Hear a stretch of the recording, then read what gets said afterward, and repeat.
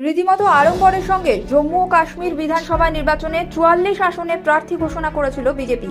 তবে প্রার্থী তালিকা প্রকাশ করার কয়েক ঘন্টার মধ্যেই তা প্রত্যাহার করে ১৫ আসনের প্রার্থী তালিকা প্রকাশ করল কেন্দ্রীয় নেতৃত্ব। বিজেপি সূত্রের খবর, তালিকায় বেশ কিছু ভুল ভ্রান্তি থাকায় পুরনো তালিকা প্রত্যাহার করে নয়া তালিকা প্রকাশ করা হয়েছে।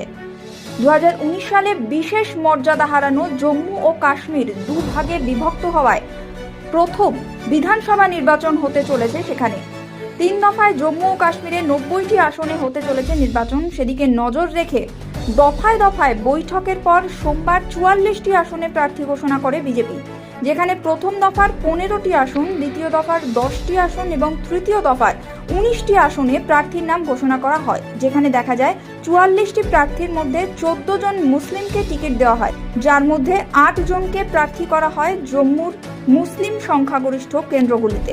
এছাড়াও কাশ্মীরের ২টি কেন্দ্রে ২ কাশ্মীরি পণ্ডিতকে টিকিট দেয় গেরুয়া শিবির। তাছাড়াও একজন মহিলা ও দলিতকেও টিকিট দেওয়া হয় বিজেপির তরফে।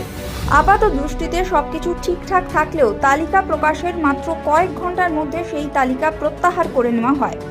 এরপর শুধুমাত্র প্রথম দফার নির্বাচনের জন্য যে ১৫ আসনের তালিকা ঘোষণা করা হয়েছিল সেটাই পুনরায় আনুষ্ঠানিকভাবে প্রকাশ করা হয়।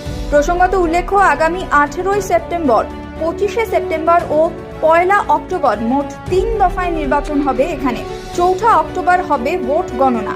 কি হবে জম্মু কাশ্মীরের ভবিষ্যৎ, সেদিকে চোখ রয়েছে গোটা দেশের।